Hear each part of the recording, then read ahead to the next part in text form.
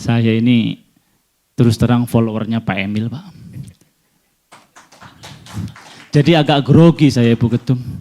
Definisi idola saya itu ya Pak Emil. Definisi tokoh publik, definisi seorang ayah, seorang suami. Saya Pak, dengar lagu Bapak yang Dialah loh Pak. Hari ulang tahun pernikahan beliau dengan Ibu Arumi, tepuk tangan tuh Pak Emil ya. Saya dengarkan betul itu dan luar biasa liriknya. Baik, mohon izin Ibu Ketum, Bapak Ketua Dikopinwil, saya mulai salamnya Gerakan Koperasi Jawa Timur. Meskipun malam gini dingin akan sangat hangat dengan sautan salam yang lebih dahsyat daripada salam saya. Kita buktikan. Assalamualaikum warahmatullahi wabarakatuh.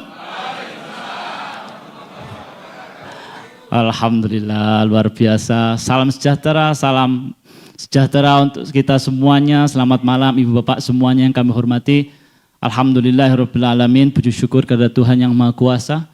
Hari ini, malam ini penuh dengan sejarah, 21 Juli 2024. Ini kita bisa bersilaturahmi di sini bersama-sama para penggerak koperasi, para tokoh-tokoh koperasi di seluruh Jawa Timur. Yang kami hormati Ibu Ketua Umum Dikopin, Ibu Dr. Sri Untari Bisawarno. Yang kami hormati Bapak Haji Emil Elistianto Darda, Bachelor Business, Magister of Science, dan PhD. Kami hormati pimpinan Dikopinwil, Bapak Ketua Dikopinwil Jawa Timur, Bapak Slamet Sutanto, dan seluruh pimpinan Dikopinwil, Bapak Ibu Kepala Dinas atau yang mewakili seluruh pimpinan Dikopinda, Gerakan Koperasi. Ini definisi pentolan-pentolan koperasi ada di sini Pak Emil. Jadi tepuk tangan untuk kita semuanya, hadirin yang luar biasa. Bapak Ibu sekalian yang kami hormati, malam ini karena waktu sudah larut malam dan Pak Emil tadi juga menyampaikan ke kami bahwa beliau harus kembali ke Surabaya. Mungkin kita efektifkan waktunya Bapak ya. Tanpa mengurangi rasa hormat, kita tidak perlu memperkenalkan Pak Emil Elistianto Darda lagi karena kita semua sudah tahu bahwa sebenarnya saya punya catatan 4 terhadap Pak Emil Pak. Beliau ini idola karena beliau adalah seorang tokoh publik yang luar biasa. Dan tepuk tangan untuk itu. Ya.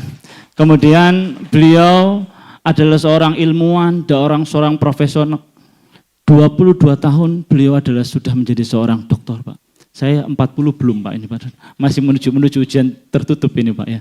Beliau selamat Pak, mudah-mudahan Pak, mohon doanya. Menyusul Bu Untari dan Bapak mudah-mudahan. Kemudian beliau ini adalah juga seorang milenial Pak. Kalau ukuran milenial itu antara tahun 80-an sampai tahun 96. Dan Pak Emil sekarang usianya masih sangat milenial, jadi hari ini kita berbangga. Narasumber kita ini adalah seorang tokoh publik yang profesional, yang ilmuwan, dan juga punya perspektif anak muda. Jadi Pak Ketua Dikopin luar biasa menghadirkan beliau. Terima kasih Pak Emil. Dan yang terakhir ini yang salah satu yang saya suka dari beliau, beliau adalah seorang kepala rumah tangga yang idola bagi saya Pak. Ya, oke. Tadi Pak Emil, mohon maaf, tanpa mengurangi rasa hormat, belum ada pantunnya Pak. Boleh saya pantun ini Pak ya? Saya harus nyontek, grogi di depan idola Pak ya. Oke, jawabannya bukan cakep Pak, tapi jos. Jos Pak ya. Sayur lodeh, sayur labu. Dimakan dengan ketupat, ditemani teh panas. Malam ini kita bertemu di Kota Batu bersama Pak Emil yang hebat untuk menuju koperasi maju untuk Indonesia emas. Ya, alhamdulillah, terima kasih Bapak sekalian. Ini kita punya waktu, Pak Emil mungkin akan paparan singkat sekitar 20 menit, kemudian beliau akan memberi kesempatan kita untuk berdialog, sehingga mohon dimaksimalkan waktunya. Ibu Bapak sekalian yang mohon maaf, yang kira-kira punya pertanyaan yang sama atau ungkapan yang sama, sementara kita beri yang lain, dan mohon singkat-singkat. Sebelumnya saya kasih, karena ini kalau dibiarkan Pak bisa sampai jam 1 pagi Pak Emil. Ya kan, ketemu Bapak ini kapan lagi gitu Pak ya. Oke, baik, untuk memulai tanpa mengurangi rasa hormat, hadirin semuanya mari kita beri aplaus yang luar biasa untuk Bapak Emil Elistianto Darda. Terima kasih Bapak. Ya. Terima kasih, mungkin saya izin berdiri aja biar bisa lebih interaktif. Assalamualaikum warahmatullahi wabarakatuh. Selamat malam, salam sejahtera untuk kita semua yang kita banggakan, Ibu Ketum Dekopin Indonesia, Ibu Dr. Sri Untari Bisowarno, juga Sohibul Hajat hari ini, segenap Dekopin Wil Jawa Timur, Pak Ketua, Pak Slamet, dan juga tadi Pak Slamet mengatakan ada 3 penasehat, trio penasehat, Pak Buat, Pak Rasio, Pak Bianto, tapi saya yakin ini banyak senior-senior, dari pusat-pusat TNI, dari Kopwan juga hadir, semua keluarga besar Dekopin Jawa Timur yang memang kalau dari dulu ketemu pelaku koperasi Jawa Timur ya memang beliau-beliau ini. Semua yang malam ini kompak semua, selamat, semangat. Pak Nanang dari Dinas Koperasi Pemprov Jawa Timur. Saya singkatkan lagi nih, pertama saya tadi itu juga tertolong mau bicara konteks mengenai koperasi itu banyak menyimak apa yang disampaikan oleh Bu Sri Untari ya, Bu Ketumnya, bahwa Bu Ketum menyampaikan tadi mengenai beberapa hal terkait koperasi. Di antaranya satu yang menarik, beliau mengutip tentang aging society. Dan bagaimana koperasi ini juga merespon aging society. Jadi kalau kita lanjut ke slide berikutnya. Nah, Jawa Timur ini penduduknya kata 41,53 juta. Jadi kalau misalnya mau membayangkan seberapa banyaknya penduduk Jawa Timur, coba kita bandingkan dengan negara. Saya besok akan meluncur ke Kuala Lumpur. Kebetulan dalam kapasitas sebagai presiden organisasi permukiman internasional, jadi di Asia Pasifik, ini kantor pusatnya di Kuala Lumpur, kami akan bertemu dengan Minister for Federal Territory Malaysia besok. Kami harus bertolak ke sana. Makanya disempetin malam ini, besok pagi nyun pangapunten boten saged, tapi malam ini saya khusus datang dan harus siap-siap kembali untuk bersiap besok. Ini karena Bu Untari ya teman-teman saya ya ini. Jadi saya juga bingung kalau datang ya saya datang ke sini karena inilah teman-teman saya kalau sedang berjuang untuk koperasi selama 5 tahun terakhir. Itu loh Pak Nanang. Jadi makanya saya di sini. Dan makasih Pak Nanang juga ada di sini. Nah, dan tembus sekitar 0,77. Ini nggak terlalu besar, yang artinya memang Jawa Timur juga bahkan di antara provinsi di Indonesia, Jatim ini salah satu yang dianggap lebih aging dari provinsi yang lain. Terus gak apa-apa, karena warga seniornya, saya nggak mau nyebut lansia, tapi senior citizennya itu alhamdulillah umurnya cukup panjang. Ya, di Trenggalek itu dulu Bu Untari panjang Bun usianya. Karena ada yang bilang, kenapa? Prinsipnya nerimoing pandum katanya gitu. Udaranya segar, makannya juga relatif, ya kalau makan sehat sih relatif ya gitu ya. Gitu, tapi intinya mereka hidup relatif sehat sehingga sehat hati itu lebih penting lagi kan gitu.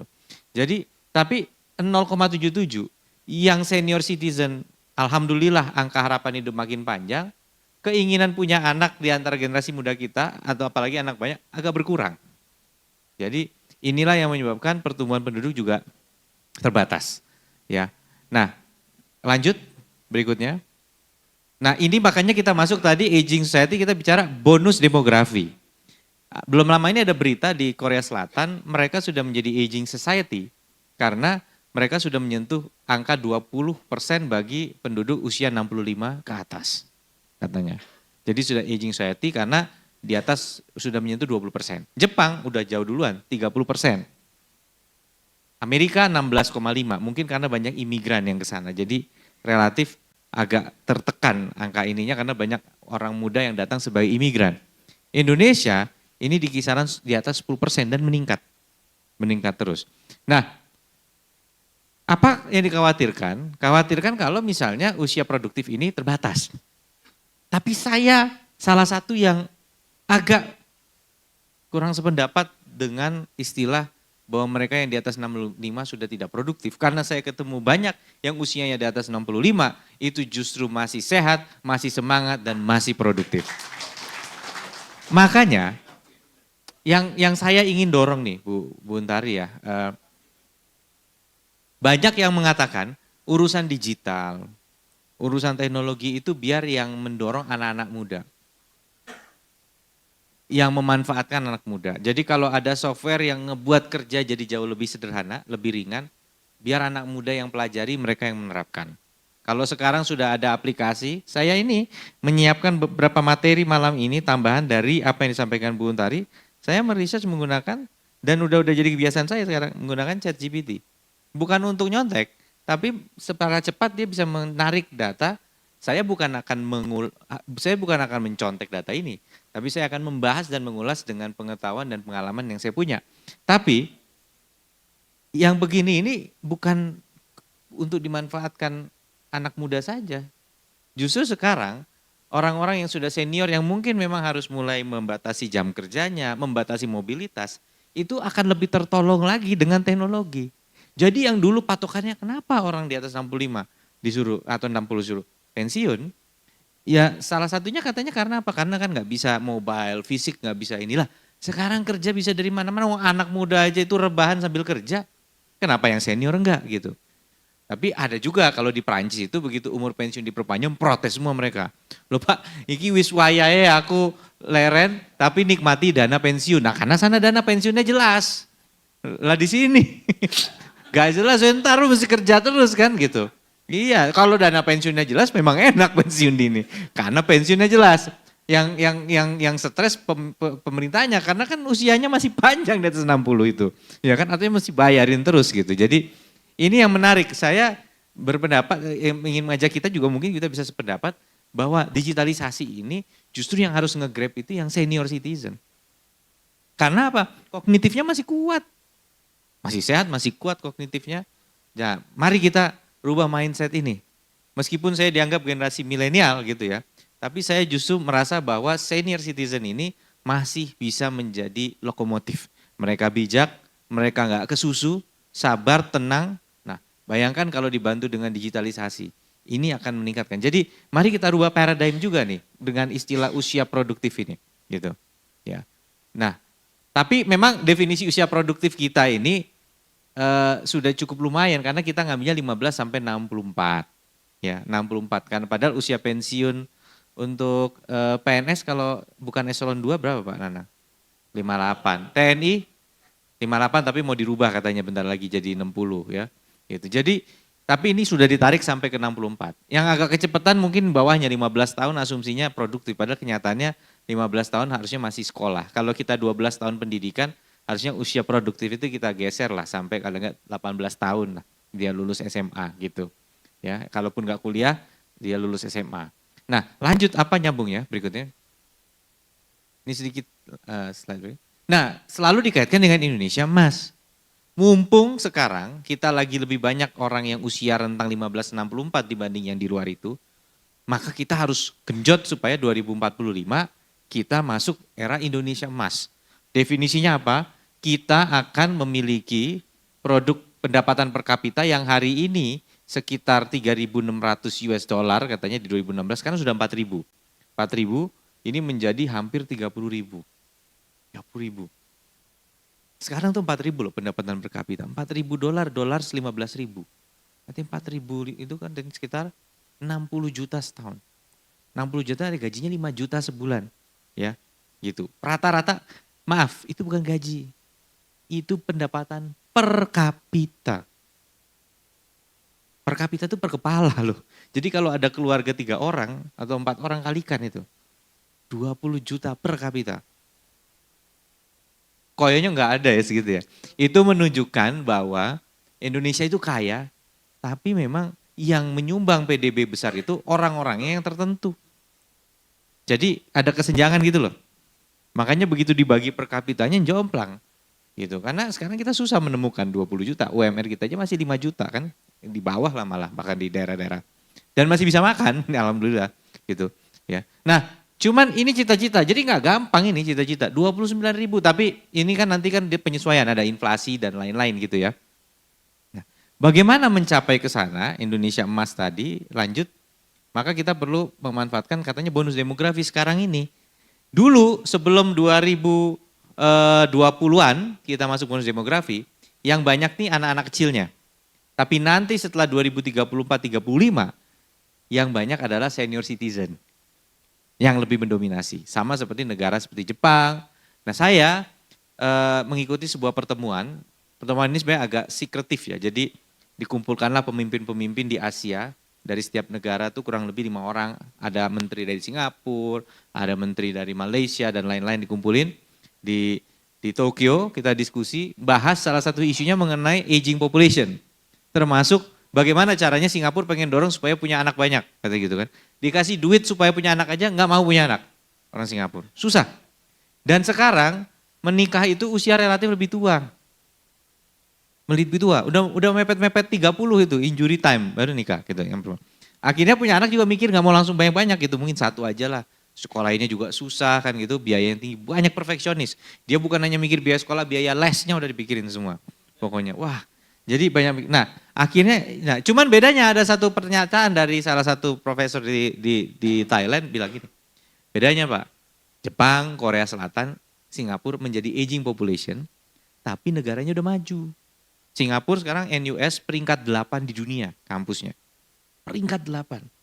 NTU-nya kalau nggak salah peringkat 18 apa. Itu udah top. Korea Selatan kita nggak ragukan lagi teknologinya. Jepang apalagi. Tapi bagaimana kalau Indonesia mengalami aging tapi dalam kondisi yang kita belum maju. Nah ini kan menjadi tantangan yang besar yang kita hadapi saat ini. Bagaimana kita mengatasi ini. Nah lanjut. Maka dari itu coba saya karena untuk menyingkat waktu, lanjut aja. Nah itu negara yang berhasil manfaatkan katanya, menurut ini Jepang tahun 50 punya bonus demografi, dia manfaatkan. Korea Selatan memanfaatkannya di tahun 70-an. Ya waktu itu ada presiden namanya Park Chung-hee.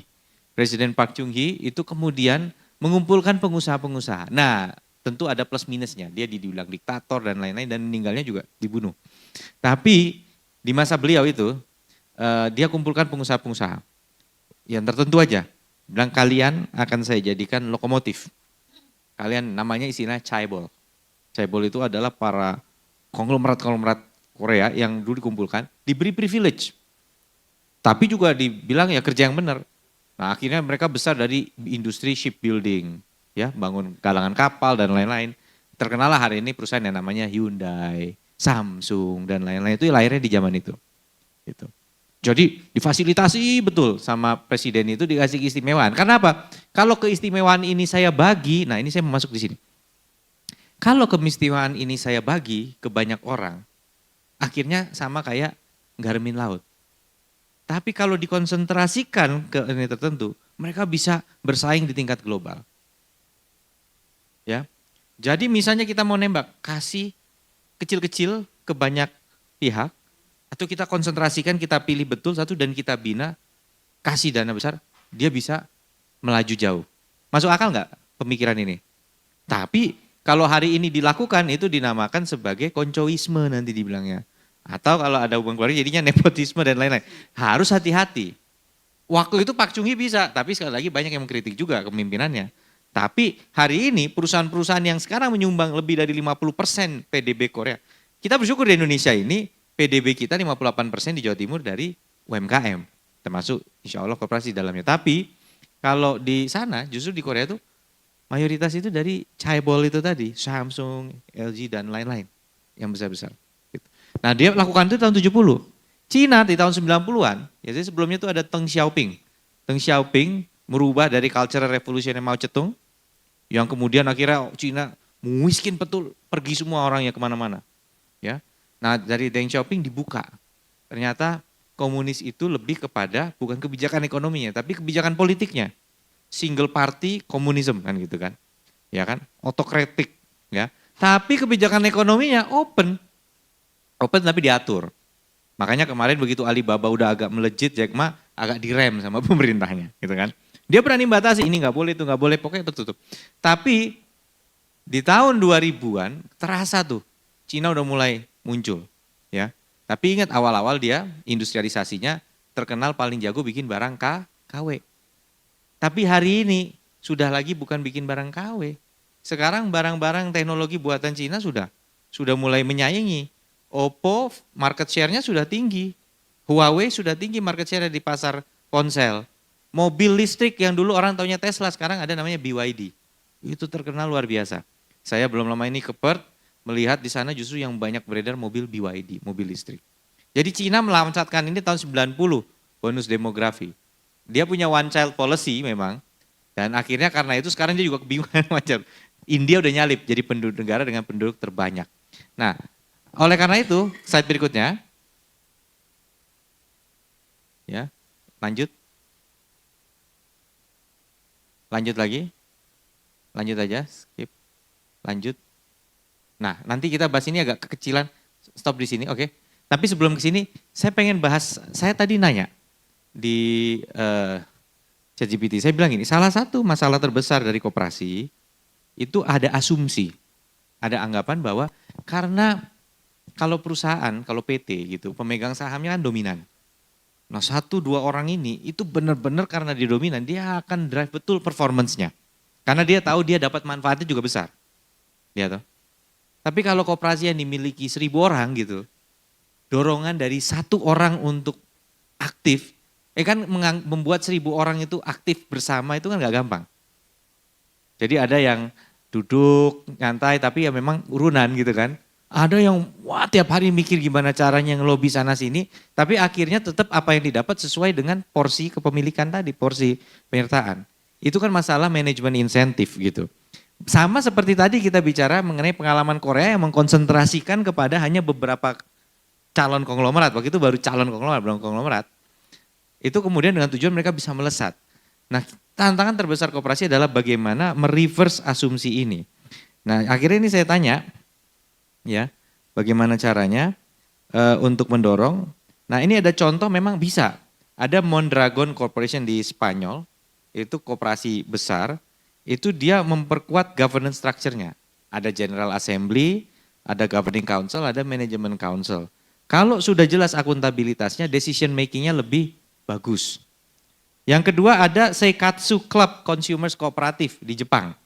Itu manajernya dikasih bonus berbasis kinerja. Sehingga manajemennya terpacu. Jadi gak apa-apa yang punya banyak, tapi manajemen yang ngelola day to day harian di koperasinya tuh profesional. Dikasih bonus kalau memang kinerjanya baik. Ini dilakukan oleh Seikatsu di Jepang. Ya. Lalu ada Cooperative Group di UK, itu memang betul-betul menjadi member itu juga akan mendapatkan education. Jadi member itu gak cuma sekedar ikut doang, tapi mereka ikut dibina gitu, ikut pembinaan. Nah di Kenya, Cooperative Bank di Kenya itu menggunakan weighted voting. Jadi votingnya itu disesuaikan sehingga mereka yang lebih aktif itu akan punya lebih banyak suara. Jadi bukan one man one vote, tapi memang ada pakai bobot gitu. Itu diterapkan di Kenya. Rabobank, Dutch Multinational Banking itu kan kooperatif ya. Itu juga punya External Advisory Board. Itu yang mendorong strategic guidance-nya. Lalu masih banyak lagi contoh kalau di Singapura saya ingat dulu saya selalu belanja di tempat namanya NTUC Fair Price. Itu koperasi. Saya waktu kuliah di Oxford itu jalan di sana ada co-op, itulah tempat beli beli makanan dari farmers gitu. Nah makanya di Jawa Timur 1/3 tenaga kerja kita bekerja di pertanian. Definisi pertanian adalah tanam sampai petik. Sampai petik aja, tanam sampai petik. Sumbangan ekonominya hanya 10% sampai 12%. 1/3 yang kerja di sana. Sebaliknya di manufaktur yang kerja mungkin 15%-an, tapi sumbangan ekonominya 1/3. Nah, oleh karena itu tadi juga dibahas mengenai koperasi multi pihak. Nanti Pak Nanang bisa jelasin yang dilakukan di Jombang. Tapi tentunya Bu Ketum juga udah paling paham lah Bu Tari mengenai plus minusnya dari multi pihak. Tapi intinya bahwa koperasi itu harus end to end gitu ya. Karena kalau just single party dia tidak bisa bangun sinergi, kira-kira begitu kan. Jadi kalau kita tambahkan, artinya kalau kita mau mensejahterakan petani, kalau cuma mengandalkan tanam sampai petik memang pasti limited. Maka dia harus dapat bagian dari berikutnya. Apakah diolah sehingga dia dapat nilai tambah manufaktur, apakah mulai diagrobisniskan dia dapat nilai tambah perdagangan. Ini yang kemudian di-capture nilainya dalam sebuah format yang namanya koperasi misalnya. Sehingga kegiatan di hilir itu yang hulu dapat bagian. Gitu. Dia dapat bagian juga di hulunya. Ini kan harapannya seperti itu. Kayaknya itu juga yang diterapkan di Oxford, di London tadi. Co-op itu yang melakukan downstreaming, produk-produknya sudah di packaging, sudah di apa. Itu juga farmer yang bekerja di hulu ikut mendapatkan manfaat. Kira-kira begitu. Nah ini yang kemudian harapannya kita bisa dorong lebih banyak lagi terkait dengan model seperti itu. Nah jadi, tadi juga terkait Permenkop 8, saya rasa pastinya tentu yang namanya masukan dari stakeholder harus harus diperhatikan. Memang sempat di judicial review tapi itu ya sempat di ini tapi nggak bisa. Cuman kami sempat concern juga dengan yang Kopontren karena beberapa program kita waktu saya dibantu oleh Bu Untari di Trenggalek untuk jadi bupati, salah satu amanah yang langsung kita jalankan, saya ingat saya lapor waktu itu acara hari koperasinya di Tulungagung ya waktu itu. Ya saya ingat tuh di Tulungagung, saya lapor Bu udah kita sudah menerbitkan perda yang mewajibkan minimarket harus berbadan hukum koperasi. Gak gampang waktu itu. Karena apa pada saat dilakukan penelaahan perda, saya kerja dengan Mas Ipin juga aktif sekali ngawal itu gitu. Alasannya Mas Ipin mukanya loyo gitu datang ke kantor. Mas ini laporan, kenapa? Gak bisa Mas perda ini, karena apa? Koperasi bukan kewenangan kabupaten. Saya bilang, tunggu dulu, koperasi bukan kewenangan kabupaten. Iya, tapi kewenangan perdagangan ada di saya. Waktu itu saya bupati maksudnya. Dan saya sebagai yang punya kewenangan perdagangan, meskipun tidak punya kewenangan koperasi, saya memilih koperasi sebagai badan yang boleh berdagang dalam format minimarket. Itu yang kita lakukan. Ini satu hebatnya lagi koperasi Bun. Kita punya program namanya OPOP. One Pesantren, One Product. Program OPOP ini itu esensinya mirip kayak dulu ada OVOP, One Village, One Product di Oita, Prefecture. Kebetulan tempat saya juga dulu kuliah itu di Prefecture Oita. Nah di Provinsi Oita. Nah OPOP ini idenya kalau pesantren mau maju, konsentrasi satu produk mawon. Setunggal mawon. Jangan double macem-macem. Satu aja cukup. Tapi ternyata dalam perjalanan nggak mudah.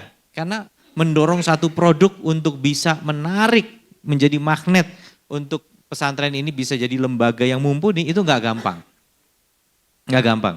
Makanya kemudian ternyata titik di mana ekonomi pesantren bisa jejak, bisa berkelanjutan ada di Kopontren. Koperasi Pondok Pesantren. Ternyata Kopontren ini adalah lokus yang paling efektif untuk mendorong lembaga usaha yang berkesinambungan. Di situ Kopontren bisa kita kasih jadi agen pos, bisa kita kasih jadi agen pulsa, bisa jadi agen kurir tadi, bisa jadi agen untuk perbankan, bisa jadi agen untuk BBM. Itu ditaruh di lembaga itu, termasuk dengan produknya. Nah Kopontren inilah yang kemudian bisa kita support dari pemerintah, tapi harus punya bisnis plan yang jelas, betul ya? So far ini belum terpengaruh ya, tapi yang kita yang jadi concern kan adalah koperasi simpan pinjam yang kemudian terpaksa harus ini. Nah ini juga ini bukan pendapat Emil, tapi ini pendapat dari ChatGPT tadi dia bilang, memang Permen UKM 8/2003 ada komplainnya, administrasi yang kompleks, limited access to finance dan seterusnya, insufficient member engagement. Jadi bahkan alat ini aja sudah punya banyak sambatan tentang peraturan. Nah itu, tapi bukan saya ini yang sambat ChatGPT ya. Nah siapa saja yang komplain saya tanya, yang komplain small kooperatif, koperasi kecil, persis jawabannya Bu Untari. Tapi ini bedanya nih sebuah alat yang mencerna semua hasil data analisa yang ada di internet dan di mana-mana ya. Nah maka dari itu terakhir sebelum saya menutup paparan saya ingin membahas sedikit mengenai megatrend ini ya, mengenai megatrend. Saya akan paparkan tapi karena nggak bisa dibaca jadi ini dokumen diambil dari Roadmap Indonesia Emas. Yang paling atas pertama itu adalah demografi global. Itu megatrend dunia. Jadi di tahun 2045 akan bertambah 2 miliar penduduk dari 2015. Kemarin ya, jadi sekitar 9 tahun yang lalu. Asia akan menjadi yang terbesar. 55% itu Asia. 9,45, jadi hampir 10 miliar manusia di muka bumi ini. Dan akan banyak urbanisasi, akan banyak migrasi, dan akan banyak penduduk yang berusia lanjut. Yang kedua, megatrend yang kedua itu, ini yang pertama yang sebelah sini, yang paling atas, lalu ke bawah sini. Urbanisasi itu akan meningkat menjadi 65%. Jadi 65% penduduk akan tinggal di daerah perkotaan, dan 95% dari pertambahan ini ada di emerging economies. Apa itu emerging? Dulu ada namanya G7. G7 itu negara-negara kaya yang udah kaya dari sananya. Jepang, Jerman, Amerika, itulah. Dulu G7 itu mendominasi ekonomi dunia. Sekarang kita sudah seimbang antara E7. E7 itu ada Brazil, ada India, kalau nggak salah ada Cina, itu emerging seven. Nah emerging seven ini E7 itu sudah on par. Dulu emerging seven itu setengah dari G7. Sekarang sudah on par. Nanti 2 dekade lagi itu diprediksi itu akan kebalik. Justru G7 itu negara seperti Jepang, Jerman, Amerika itu akan separohnya dari E7. Brazil, Cina, India. Nah ini tren ini makanya penumbuhan urbanisasi akan cepat. Itulah sebabnya Bu, tadi kita dorong kemarin Surabaya itu dan Sidoarjo dan Gresik itu akan menjadi megapolitan. Hari ini aja orang-orang yang tinggal di Sidoarjo itu mesti sambat. Begitu dia sampai di Bundaran Waru mau macet tepol. Sampai di Margorejo dia bilang inilah perempatan perenggut, lampu merah perenggut masa muda katanya gitu. Nah maka nggak bisa lagi orang semua naik pada mobil. Nah apalagi di sana begitu ketemu rel kereta itu masih persimpangan sebidang. Ada yang pernah ke Jakarta ke Jalan Sudirman, ke Jalan Tamrin, ya Jalan Sudirman lah, Jalan Sudirmannya terutama. Jalan Sudirman ada nggak persimpangan kereta? Ya nggak ada. Karena sudah dibuat tidak ada persimpangan sebidang. Saya ingat saya kuliah di Jepang waktu itu, JICA bikin program menghilangkan persimpangan sebidang di Jabodetabek. Tapi Surabaya nggak kebagian ternyata. Nah, tapi ternyata sudah dirintis Bun, oleh Surabaya. Saya Mas Eri juga kita sama-sama, kita kerja dengan Mas Eri Cahyadi. Jadi kita dapat 3,5 triliun untuk meningkatkan. Jadi ternyata rel kereta di banyak tempat sudah double track, tapi dari Gubeng, ya Pasaturi, Gubeng, kemudian ke Wonokromo sampai Waru itu masih single track. Jadi nggak bisa tuh kereta lintasan dengan efisien. Kemudian masih belum kereta listrik. Nah ini yang menyebabkan dia terbatas. Nah ini mau ditingkatkan kapasitasnya bisa 3 kali lipat karena double track dan dibuat electrified. PR-nya semakin banyak kereta yang lewat, kebayang nggak berapa kali palang pintu kereta tutup? Gawat itu. Amat ini makanya berikutnya PU juga sudah memprogramkan, Kementerian PU adalah membuat penghilangan persimpangan sebidang, flyover ada underpass. Itu tujuannya untuk menghilangkan tadi kemacetan yang ekstra. Nah itu penting karena tadi urbanisasi. Kalau misalnya urbanisasi meningkat tapi kemudian kotanya mandek, maka lokomotif ekonomi kita mandek. Karena Surabaya, Sidoarjo, Gresik, Pasuruan, dan Mojokerto menyumbang separuh dari perekonomian Jawa Timur. Setengahnya itu ya di 5 daerah ini. Jadi kalau itu mandek, mandek ekonomi Jawa Timur dan juga ekonomi Indonesia. Karena Jawa Timur adalah penyumbang perekonomian terbesar kedua di Indonesia setelah Jakarta. 1/6 dari 38 provinsi, 1/6-nya dari Jawa Timur. Dan separuhnya dari Surabaya, Sidoarjo, Gresik, Mojokerto, Pasuruan. Nah itulah. Nah saya nggak bakal semua megatrend, tapi kita harus tahu megatrend berikutnya. Saya akan sampaikan megatrend yang lain lagi adalah kelas menengah, itu yang di sebelah sana, yang kedua. Bahwa pada tahun 2050 jumlah middle dan upper income class lebih dari 84% orang. Ini bayangan yang membahagiakan. Akan lebih banyak middle class. Artinya yang lower class itu secara ekonomi tinggal 16%. Kita sekarang kemiskinan di Jawa Timur sudah 9,79%, sudah bisa turun. Terima kasih, saya yakin peran koperasi juga besar di dalam mengentaskan kemiskinan di Jawa Timur. Lalu teknologi juga akan makin luar biasa, termasuk artificial intelligence ini. Ibu Bapak sekalian, ChatGPT ini melakukan apa yang saya kerjakan dulu saat saya menjadi lulusan pasca sarjana. Saya masuk ke sebuah organisasi, saya disuruh untuk menyiapkan analisa-analisa. Ini ada dokumen, tolong pelajari, tolong simpulkan, ya. Dan untuk ngerjain itu kita biasanya mencari lulusan S2 yang IP-nya di atas 3. Syukur-syukur pinter bahasa Inggris, punya referensi dan dari luar negeri. Mereka ngerjain ini. Sekarang yang dikerjakan oleh anak-anak S2, fresh graduate tapi S2 dengan IP di atas 3, itu bisa dikerjakan ChatGPT ini. Dan kalau untuk anak S2 itu, Bapak Pananang kan pernah ngalamin kan? Waktu menjadi staff dengan kualifikasi S2 misalnya, itu kan suruh tolong cermati peraturan ini, cermati dokumen ini, buatkan summary, buatkan laporan gitu kan, atau jawab pertanyaan. Tapi itu kerjaan kita. Ini bisa melakukan. Ya, saya bisa upload dokumen peraturan setebal apapun di sini. Itu kita bisa analisa itu dengan hanya nanya dia. Ya, tadi pagi saya bicara di FKPPI, saya langsung masukkan dokumen white paper Kadin mengenai Indonesia Emas, mengenai program industri. Saya masukin dalam waktu 30 detik, kemudian saya bisa tanya, jawabannya keluar dalam waktu kurang dari 1 menit. Untuk setiap pertanyaan yang saya tanya. Jadi kemana lagi tuh anak-anak itu yang lulus S2 itu yang pinter-pinter loh. Nggak dibutuhkan lagi. Nah ini challenging ini. Akan terjadi, jadi agak-agak kontras juga. Di satu sisi mereka meramal di Megatrend ini akan ada middle class 84%. Tapi yang lulusan S2 aja bingung mau kerja apa nanti. Karena kerjanya diambil sini. Kalau kita karena sudah punya pengalaman hidup yang panjang, kita tidak hanya hidup dari sekedar menganalisa dokumen. Karena kita punya wisdom, kita punya experience. Ya, Bu Untari kalau datang mahasiswa ngasih teorinya begini Bu Untari mikirnya pengalaman. Dulu aku ngelakoni ini gitu. Jadi waktu saya dulu jadi bupati ke Bu Untari, Ibu Untari akan bilang, ya ini bisa digawe. Kenapa? Idemu bisa karena saya tahu ini bisa. Gitu. Tapi kan untuk mencapai Bu Untari ada tahap-tahap jadi staf dulu itu kan. Untuk bisa kayak Pak Nana kan jadi staf dulu.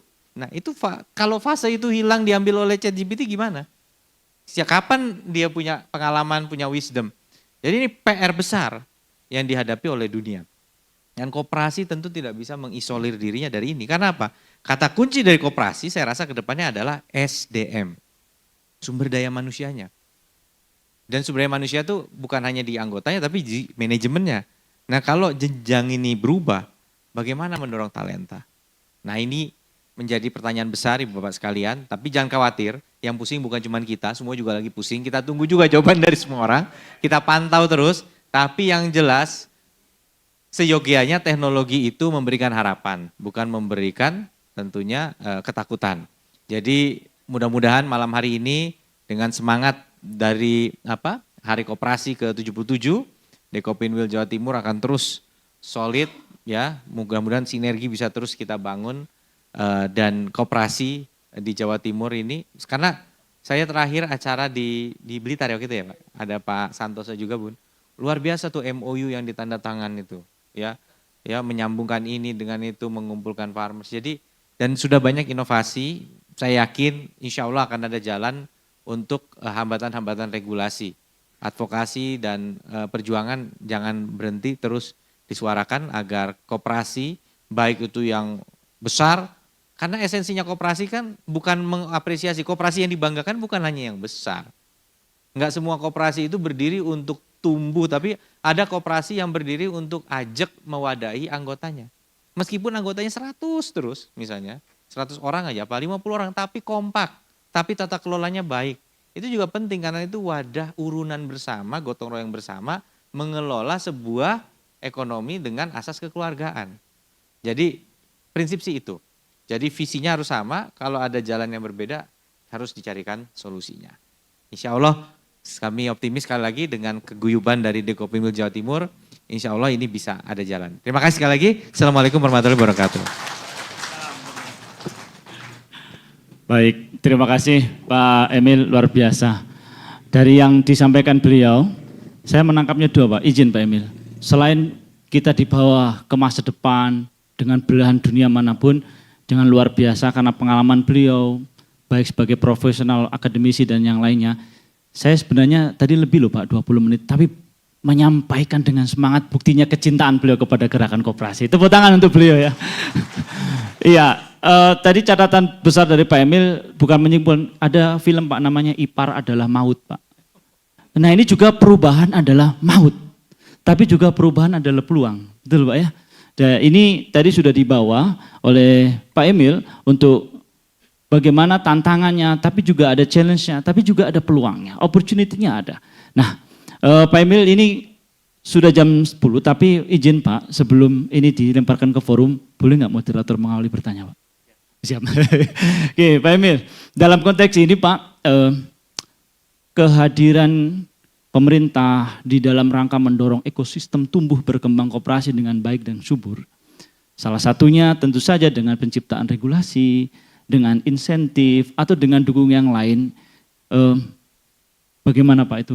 Saya mungkin juga teman-teman juga ingin mendapat perspektif bagaimana peran negara untuk mendukung bagaimana ekosistem tumbuh subur berkembang koperasi sebagaimana negara-negara yang tadi Bapak Emil sebutkan. Mohon izin Pak sebelum ke peserta ini Pak. Oke, terima kasih Pak.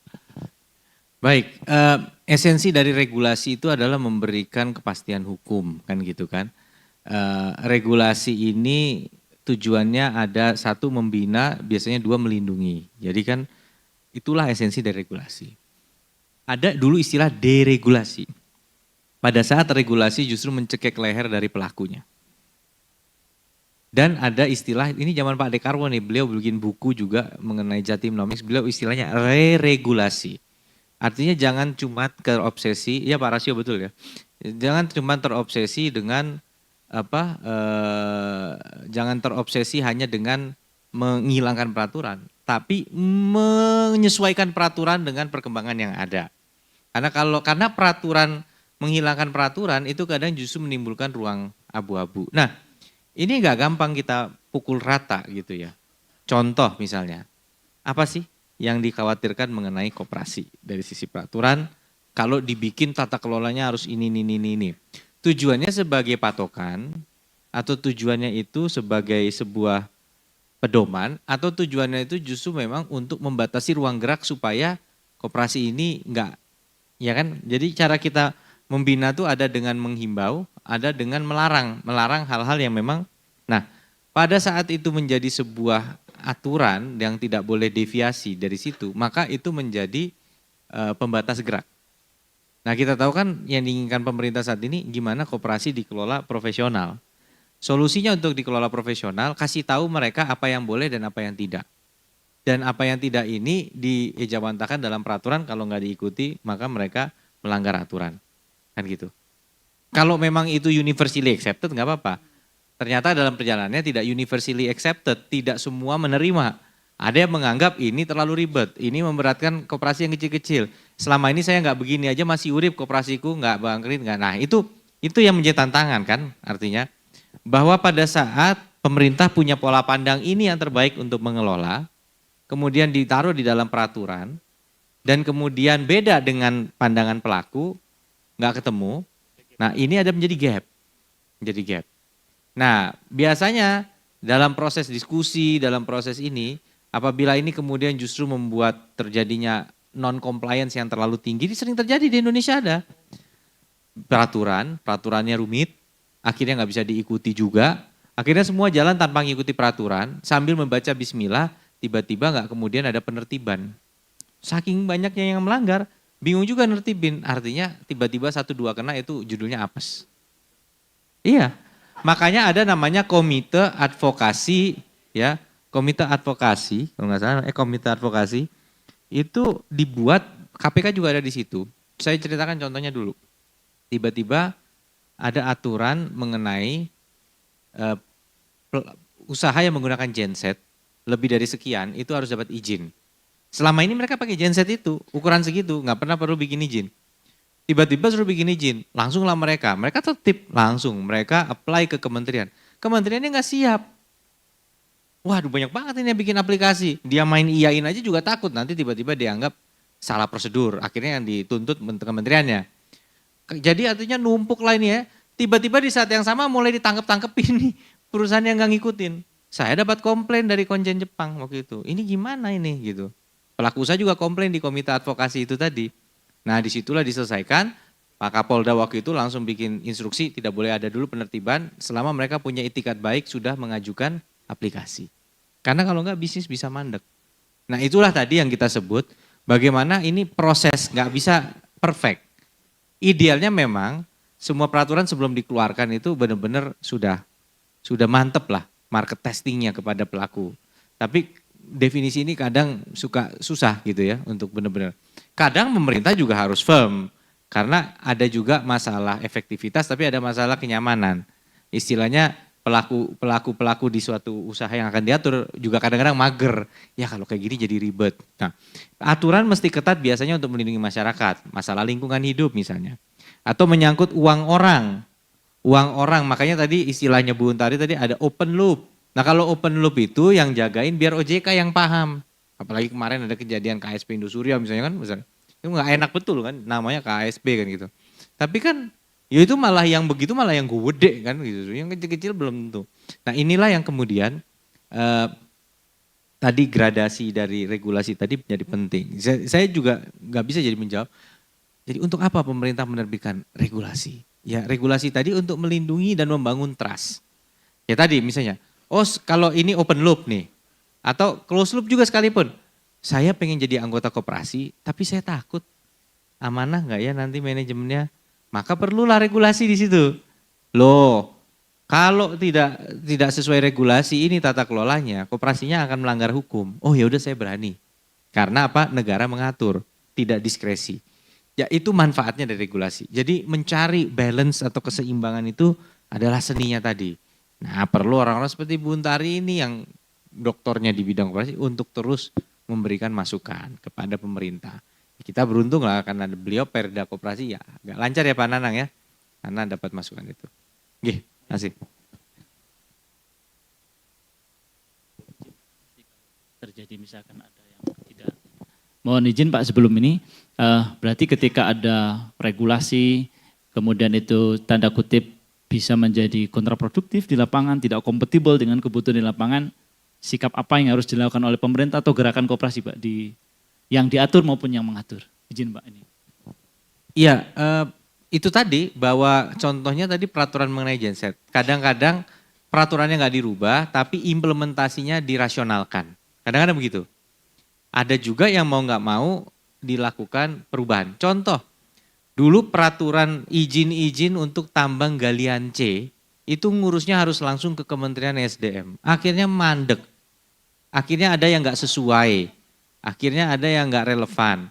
Akhirnya dibuatlah perpres untuk mendelegasikan kewenangan itu ke Pemprov.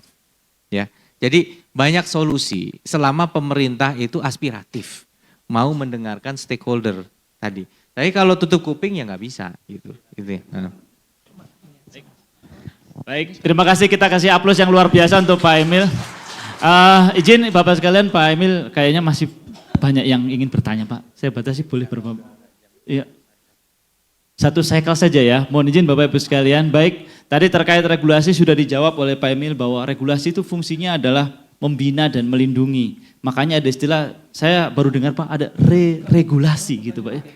Pak Dekarwo ya, tadi berarti Pak Rasio ini izin Pak ya, ini zamannya beliau. Patut ini Pak, artinya selama aspiratif bisa mendengar, tidak kompatibel, semua aturan masih bisa dirubah dan sesuai dengan kebutuhan. Saya kasih aplaus dulu untuk Pak Amil ya Pak.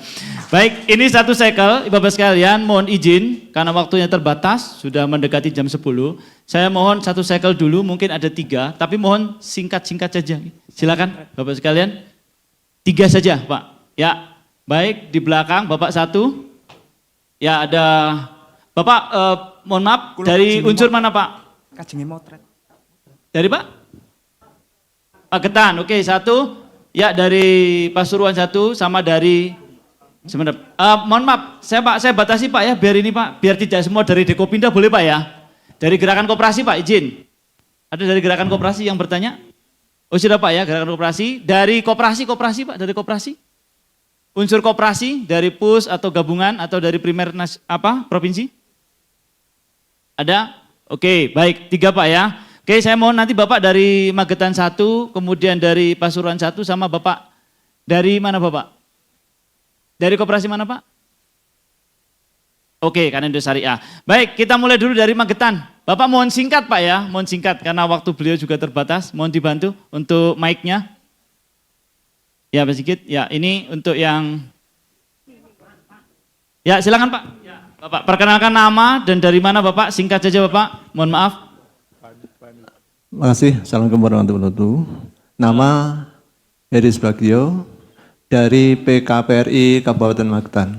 PKPRI Pusat Koperasi Pegawai Republik Indonesia Kabupaten Magetan. Silakan Bapak. Berkenaan dengan apa yang disampaikan oleh Bapak Emil tadi sangat menarik sekali. Yang pertama, suatu koperasi itu yang terjadi saat ini adalah bagaimana menyikapi dari regulasi yang ada. Sebenarnya kemajuan koperasi itu berpangkal pada sistem regulasi atau berpangkal pada pembinaan organisasi. Ini. Itu aja Pak, untuk sebentar biar nanti ada pembagiannya nih. Makasih. Baik, terima kasih. Baik, warahmatullahi wabarakatuh. disingkat padat. Waalaikumsalam warahmatullahi wabarakatuh. Silakan Bapak dari belakang, dari unsur Dekopinda ini sepertinya. Silakan Pak dibantu mic-nya. Singkat saja Bapak, nama dari unsur mana, kabupaten mana? Ya. Terima kasih. Saya bangga dengan Mas Emil Bodo Trenggalek. Saya di Paraan Mas Emil. Iya, sama Trenggalek. Mohon izin Pak Moderator, kalau boleh, saya yakin Mas Emil sangat peduli, tolong kasih ruang yang luas ya. Supaya kita ini, kesempatan ini bisa menjadikan suatu momen kebijakan hajat orang banyak. Masalah pangan. Izinkan saya tertarik, sebetulnya banyak ya, tapi dua hal tadi yang terkait Mas Emil. Mohon maaf Pak, nama dulu Pak. Oh siap. Lagi, Pak. Ya, saya Salim Haryadi dari Pasuruan, di mana saya lembaga saya dari Kopinda, Pasuruan. Yang menarik dalam tema ini tentang regulasi, dan tadi saya sangat langsung di memori saya ada namanya koperasi harus end to end. Satu. Yang kedua juga bagaimana retail minimarket itu harus berbadan koperasi. Sesuai dengan apa yang kita rumuskan dari pikiran saya dari Pasuruan, nanti akan Mas Emil nanti. Ini ada beberapa hal. Sesuai dengan Undang-Undang Nomor 25 tahun 92, PP Nomor 4 tahun 1994, dan PP Nomor 7 tahun 2021, dan Undang-Undang Nomor 11 tahun 2000 tentang Cipta Kerja, juga Undang-Undang Dasar 45 pasal 33 ayat 1. Nanti saya sampaikan di sini. Menyangkut sesuai dengan apa yang tadi Mas Emil katakan. Terus juga gini Mas Emil, kita namanya koperasi, bagaimana kita ini dari kita, oleh kita, untuk kita, dan bagaimana pemberdayaan. Ada punya daya saing ekonomi kerakyatan, padat karya di pedesaan. Kita ingin koperasi desa-desa dengan Permen nomor 8 ini bisa menjadikan suatu regulasi gabungan bagaimana dengan desa dalam BUMDes, usaha ekonomi perdesaan menjadikan satu model, produknya petani, UMKM, dijadikan retail. Ada gerai di desa-desa, paling sekarang banyak orang ke desa-desa untuk wisata. Ini yang kita impikan sebagai kita, orang juga petani, ada suatu gerai untuk petani UMKM, jadikan model dengan badan hukum koperasi. Itu yang tadi saya menyikap apa yang dirasakan. Ya oke, nanti Mas Emil kita sampaikan catatan ini untuk bisa nanti. Terima kasih, mohon maaf. Wassalamualaikum warahmatullahi wabarakatuh. Waalaikumsalam warahmatullahi wabarakatuh. Terima kasih Pak Salim Haryadi ya dari Pasuruan. Selanjutnya Bapak ya terakhir dari mana, Kanindo ya Bapak ya.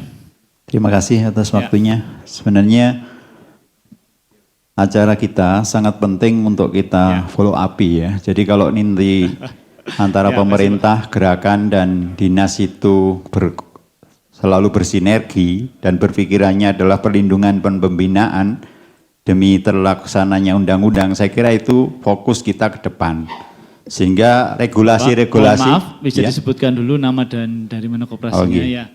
Saya Muhammad Kamdani dari Kanindo Syariah, Jawa Timur. Jadi selama ini kami memang disibukkan dengan perubahan-perubahan peraturan. Peraturan satu belum dilaksanakan, sudah muncul peraturan baru. Sehingga energi kita kayaknya habis untuk menyesuaikan itu. Nah sehingga persoalan-persoalan intern koperasi itu menjadi tersendiri. Oleh karena itulah perlu kita duduk bersama antara pembuat kebijakan dengan pelaku-pelaku di lapangan itu untuk duduk bersama untuk menyelesaikan persoalan-persoalan yang ada. Saya kira dengan adanya SARASEAN ini bagus kita menuju Indonesia emas dengan bersatu, kompak dan gotong royong bersama-sama. Terima kasih. Baik, terima kasih Pak Amdani. Sudah 3 Pak Emil, siapa yang catatan Pak? Perlu saya ulas lagi? Sudah Pak. Baik, terima kasih. Pertanyaannya singkat tapi jawabnya nggak gampang nih. Pembinaan atau regulasi? Enggak, sebenarnya jelas. Begini, bahwa pembinaan itu sangatlah penting. Karena apa? Karena koperasi ini kan memang didesain sebagai sebuah upaya kolektif. Dan koperasi ini bukan didesain sebagai suatu badan hukum, badan usaha yang harus jadi besar, jadi seperti konglomerasi, bukan gitu. Dia didesain untuk mempertahankan values dalam pengelolaan. Profesionalism, trust, itu metriknya itu di situ, gitu kan. Bagaimana kinerjanya dalam mempertahankan kualitas, kinerja dan kebersamaannya. Ada koperasi sukses tapi membernya tukaran dulu, itu ya enggak memenuhi prinsip ekonomi yang tadinya dijorong. Ada koperasi yang ternyata ya maju tapi yang ada kurang amanah oleh segelintir yang lebih menguasai manajemen, lebih ini yang lain itu istilahnya left in the dark gitu. Nah, jadi pembinaan ini menjadi penting dan kenapa pemerintah punya nomenklatur khusus koperasi. Karena itu dasarnya. Ya karena memang koperasi ini harus dibina. Nah, regulasi di sisi lain kembali kepada jawaban yang tadi kan.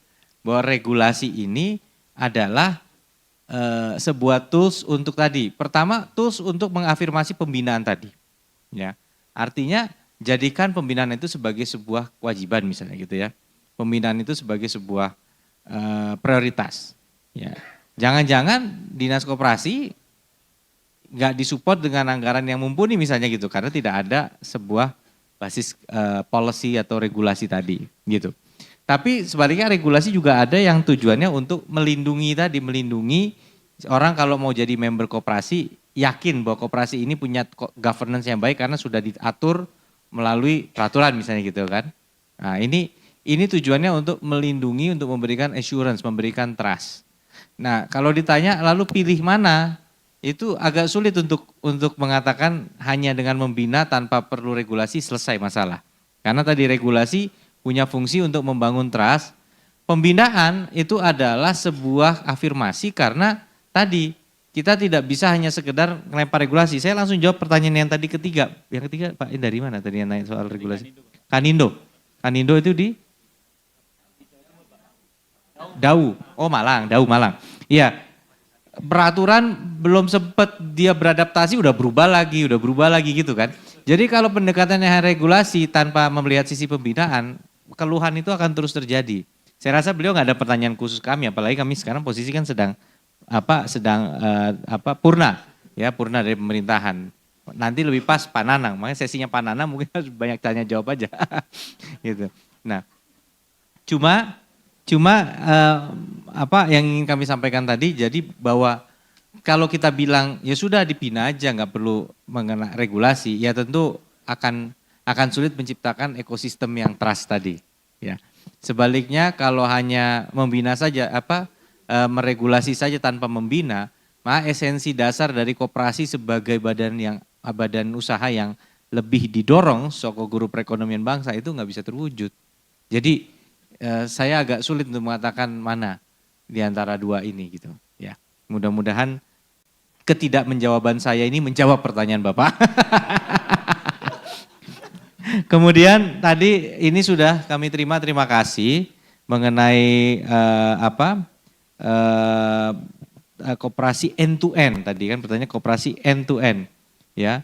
Bagaimana kemudian mengcapture. Nah pertanyaannya begini sebenarnya nggak pakai koperasi itu bisa nggak sih? Dari kita oleh kita dan untuk kita bisa membuat perusahaan dan mereka menjadi pemegang sahamnya sama-sama bisa. Dulu kan koperasi itu bayangannya bikin koperasi di sekolah tuh karena kita jadi anggota koperasi kalau belanja di sana yang untung kita sendiri. Ya toh? Sebenarnya itu kan. Kalau kita belanja sana yang untung kita sendiri. Maka artinya orang akan lebih semangat belanja di situ karena dia juga menjadi pemilik dari koperasi. Logikanya begitu bayangannya. Ada juga tadi kalau close up hanya member oleh member untuk member saja tidak dibuka lagi di luar gitu. Nah ini spirit dan semangat koperasi yang seperti ini itu yang tidak bisa dijawab oleh korporasi kan sebenarnya gitu kan. Bisa sih bikin PT terus jualnya cuma untuk pemegang saham sendiri, cuman ribet tiap kali begitu harus gerubah akta. Kan itu. Sedangkan mungkin membership koperasi bisa lebih fluid ya untuk menambah member dan lain sebagainya.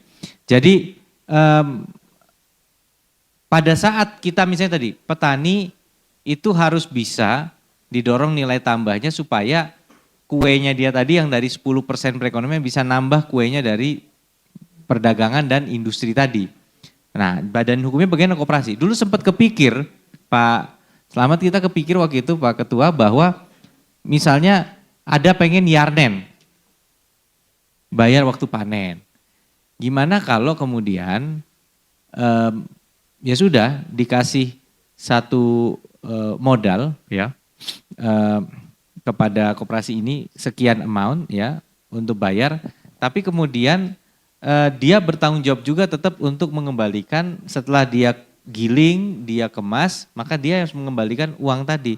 Sehingga ini semacam talangan. Jadi bayar panen itu esensinya sebenarnya adalah pinjaman untuk bisnis hilirnya dari bank. Jadi bank memberikan dana untuk memodali pembelian bayar panen ya supaya ada cash flow. Tapi kemudian harus dibayar, dari mana sumbernya bayar? Sumbernya dibayar adalah setelah kemudian beras itu digiling, beras itu di packaging dan dikirim dan dijual, barulah dibayar balik. Nah, semua proses ini bisa dilakukan karena satu entitas, end to end atau multi pihak tadi. Itu yang sebenarnya juga dicoba di Jombang. Bank udah masuk belum di sana? Udah bisa masuk belum pembiayaan luar? Nah, itu. Karena apa sekarang ini koperasi ini yang juga dikeluhkan, ya memang udah ada dana bergulir ya dari Kaukam. Tapi belum ada financing yang bisa lari ke koperasi secara efektif kan, belum. Itu yang pengen didorong. Harusnya tadi mau yarnen tadi masuk di sini ya, didanai, kemudian dilakukanlah bisnis hilirnya, baru dibayar balik gitu. Dan ini bisa dilakukan karena kalau orang yang nerima uang di depan untuk bayar panen itu ikut accountable untuk pengembaliannya di ujung. Tapi kalau yang petani ini nggak punya accountability di ujung, ya susah gitu. Nah inilah pentingnya tadi. Jadi yang di hilir, yang di hulu sama-sama ikut tanggung renteng. Pengalaman ini pernah kami coba di Trenggalek, walaupun belum badan hukum koperasi, tapi semangat paguyubannya mirip-mirip. Karena bakul pasar itu sambat kami minjem uang ke Bank Titil. Bank Titil itu ya intinya rentenir. Saya tanya ke banknya, Bank BPR, kenapa Anda nggak minjemin uang ke bakul? Mereka nggak pakai agunan. Lah ya kan itu Bank Titil nggak pakai agunan. Kalau kita nggak pakai agunan nggak dibayar Pak. Lah kenapa Bank Titil dibayar? Karena mereka ditungguin Pak. Dan kalau kenapa Anda nggak nungguin? Ya nggak mungkin kami nungguin Pak. Karena kami nggak mungkin ngancam-ngancam sebagai Pak. Oke, kalau gitu dibuatlah program waktu itu saya sama Sipin bikin program itu paguyuban, tanggung renteng. Jadi kalau misalnya satu member nggak bayar, ya yang lain nalangin. Nah ternyata dengan tanggung renteng itu nggak ada yang ngemplang, semuanya bayar. Jadi semangat tanggung renteng itu ada sebenarnya. Orang lebih malu kalau dia harus nyusahin saudara atau teman-temannya ketimbang ditagih debt collector. Dia lebih. Tapi kalau dia istilahnya biasa bergaul di situ, makanya nggak gampang mencerna esensi koperasi itu bukan banyak-banyakan member, tapi guyup-guyupannya itu sehingga semua punya tanggung jawab. Gitu, itulah yang menjadi semangat. Oke, mudah-mudahan menjawab. Ini saya juga lagi dimentorin sama Bun Tari soal ngertiin koperasi soalnya. Oke, siap. Terima kasih lagi. Mudah-mudahan sudah menjawab pertanyaannya. Saya rasa nggak akan cukup segala waktu untuk kita terus membahas masalah koperasi. Oke, siap, Bu. Oke. Kan calon menteri koperasinya mungkin jenengan, Bu. Bukan saya. Mas Emil gini, ini keluar dari ini sebentar, tapi urusannya ini mengganggu kita semua. Apa itu PNM? Permodalan Nasional Madani. Oh iya. Dulu belajarnya di tempat kami, Puskuan Jati. 10-15 tahun belajar itu tentang sistem tanggung renteng. Nah setelah itu mereka mendirikan, kan ini miliknya negara PNM ini. Sekarang masuk di seluruh desa-desa menggunakan aparatur desa untuk bisa mengembangkan ini. Sehingga modelnya persis kami tapi nek nunggoi nganti lek rambayar duber-ber sama debt kolektornya PNM ini. Bedanya Mekar, program Mekar. Saya juga sempat dengar itu. Bedanya dengan kami yang sistem tanggung renteng sendiri jauh prakteknya mereka. Nah, yang saya ingin tekankan adalah ini ya, negara. kan? Dan saya ini negara. Ini society kayak kami. ketika kami sudah bisa melaksanakan seperti ini untuk urusan memberikan modal pada yang kecil, apa sih kok dadak melok ngwehi dengan mosok sik kurang negara iki teko pajak. Ini maksud saya. Mohon, dan ketika saya mendengar dari Komisi 6 dipuji-puji PNM ini 1 triliun pendapatannya masuk ke negara. Loh tapi yang dikorbankan ini kopwan-kopwan kecil dan koperasi RT kecil hilang karena ini. Jeritannya ini kan di Malang Raya ini kopwannya masih banyak yang hidup. Jeritannya kopwan luar biasa. Jadi kopwan ini hari ini dijepit karo PNM, diuber karo Permen Kop 8 tahun 2023. Oleh karena itu saya nyuwun matur nang panjenengan. BPM ben rapat kabinet dan sebagainya. Iki lho mbok dikandani ojo koyok ngono. Kekno ae channeling nang koperasi. Biar koperasinya yang ngedarkan masyarakat. Negara tidak boleh bersaing dengan rakyat. Kan gitu, rakyat golek dhewe duwike. Lah iki negara teko pajak teko rakyat karek modalnya habis tinggal Komisi 6 minta dong, tinggal gitu toh. Kalau kita kemana-mana. Itu aja yang saya titipkan dan saya sudah ngomong ini berkali-kali di mana-mana.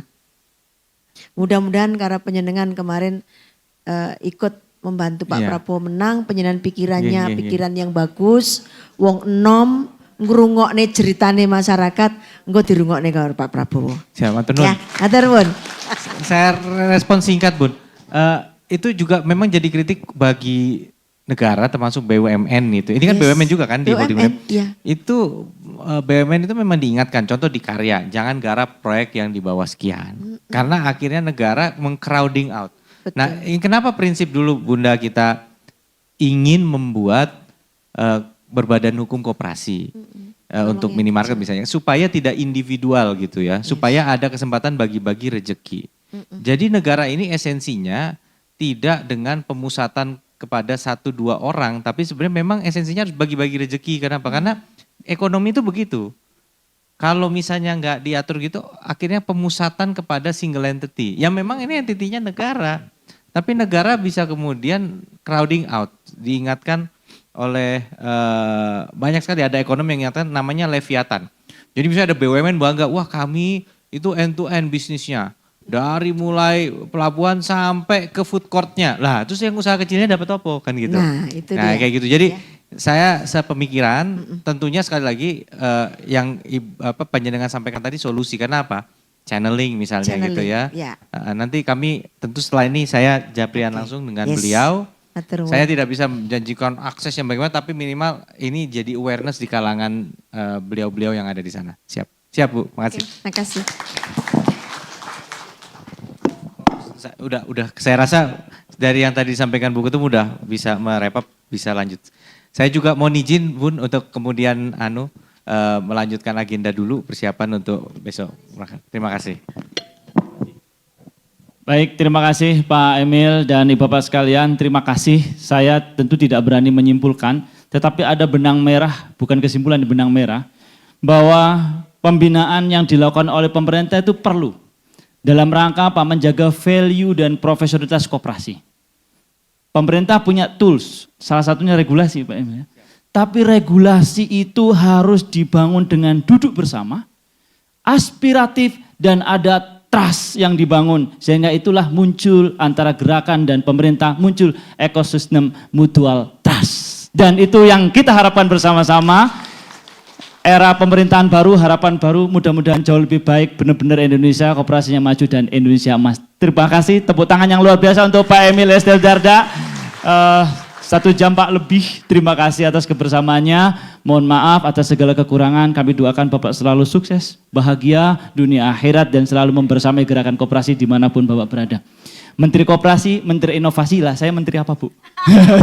Oke, terima kasih. Akhirnya, Assalamualaikum warahmatullahi wabarakatuh. Aplaus juga semuanya.